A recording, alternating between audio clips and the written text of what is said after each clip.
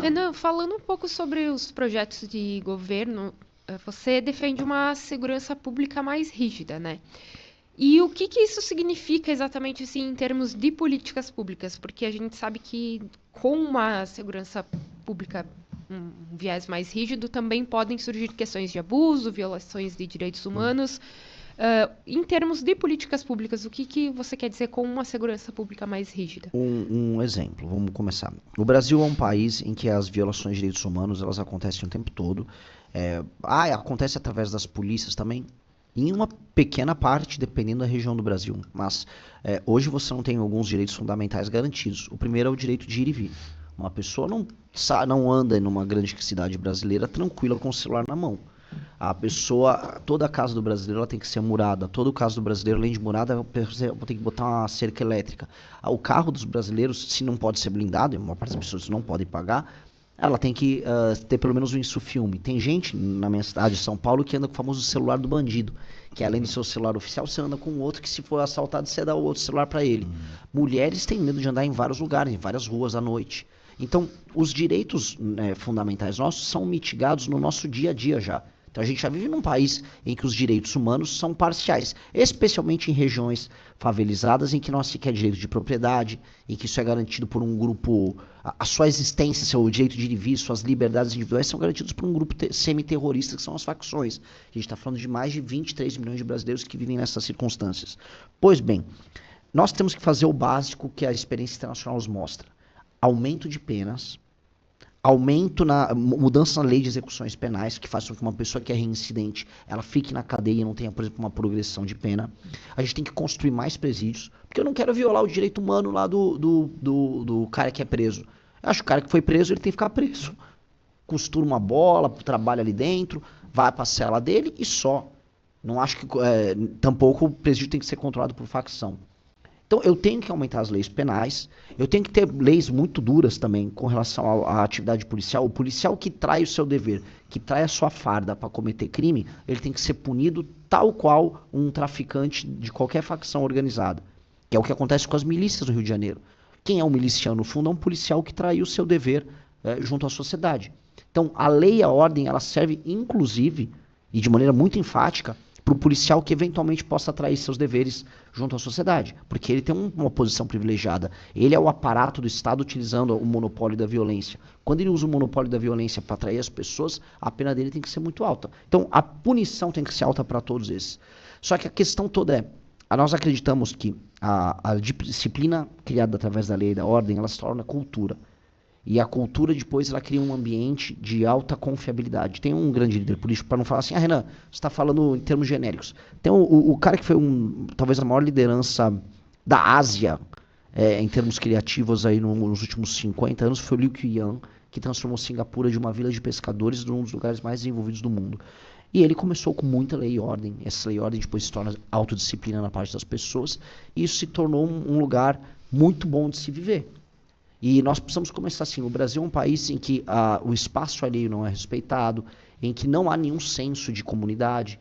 Então, a lei e a ordem ajudam a criar isso. Primeiro, como hábito. Você tem que ter medo, você tem que ter autodisciplina. Do tipo, aqui vocês não têm tanto esse problema. Agora, se eu estou num ônibus em São Paulo, ou se eu estou andando numa praça, vai aparecer um cara com uma caixa de som super alta, desrespeitando o espaço alheio.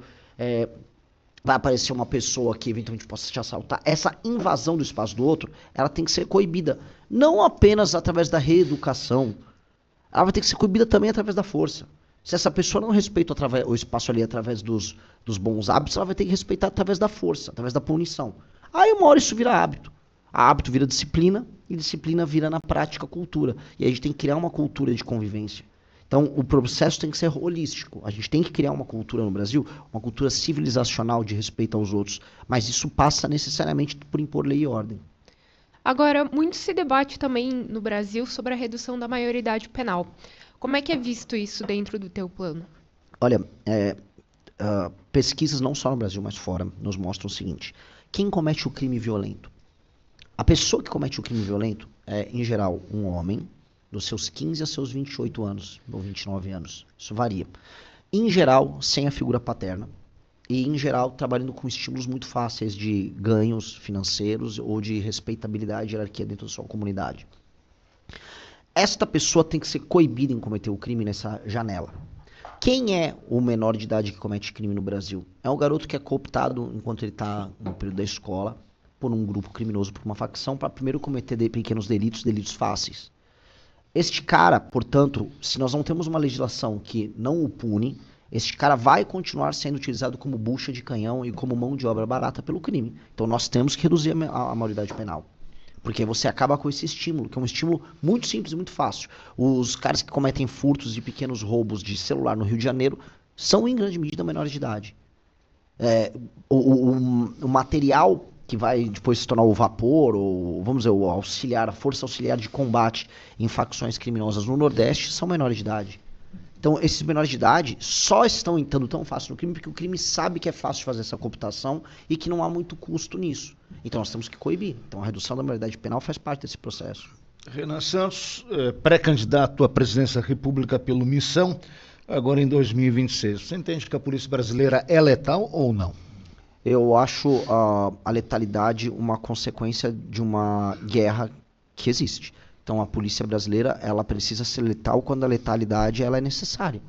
Se você está fazendo um enfrentamento a um crime organizado altamente armado, você vai acabar matando gente. E faz parte do jogo. A questão toda é, se o bandido não se rende, você tem que matar ele. Aquela operação recente lá no Rio de Janeiro, 100 e tantos mortos, o que você achou? Qual é a avaliação que você faz? Do ponto de vista técnico-operacional, ela é quase perfeita.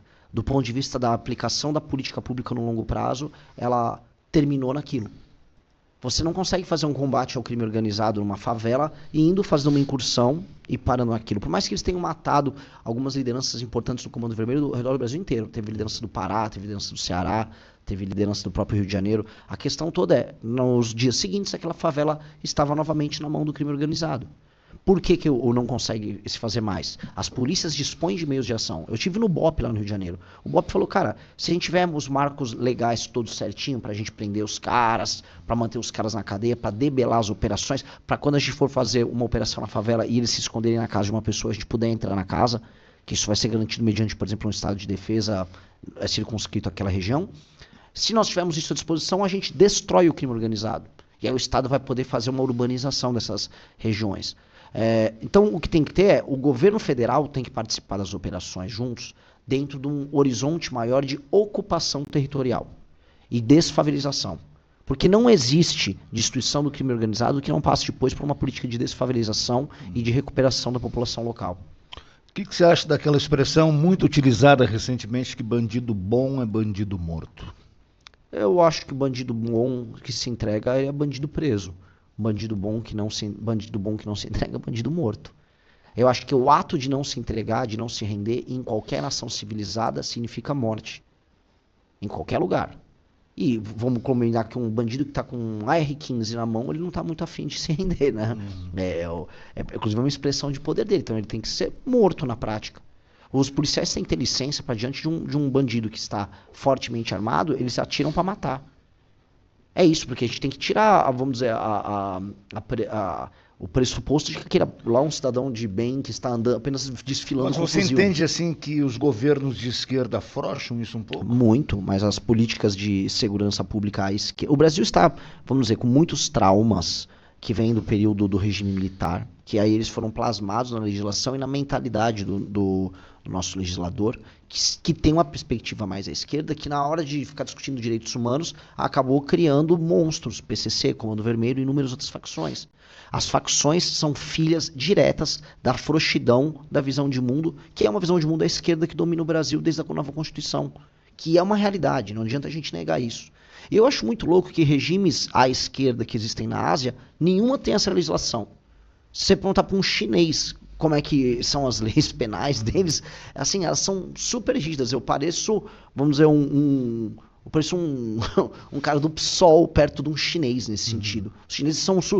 não, o cara tem uma facção. Aqui na China, eu vou matar, vou fuzilar todos. Ora, então, por que a esquerda brasileira não segue o exemplo chinês nisso? O exemplo vietnamita nisso? Não, aí eles não querem. Né? Aí eles querem uma visão de mundo europeia e americana. Não, nós temos que ter, vamos dizer, um endurecimento das nossas leis para você destruir. Nós precisamos prender e ou matar todas as lideranças do crime organizado. Muito. A coisa cruzou linhas de aceitação muito grandes, assim. Vocês sentem menos isso aqui em Santa Catarina. Eu tive no Ceará. No Ceará, o Comando Vermelho fez uma tomada do estado, até de municípios pequenos, matando professor, professora. É um negócio horroroso. É banditismo, é um novo cangaço. Tem até uma facção que chama Novo Cangaço, mas é um novo cangaço que está acontecendo e as pessoas não estão dando bola como deveriam.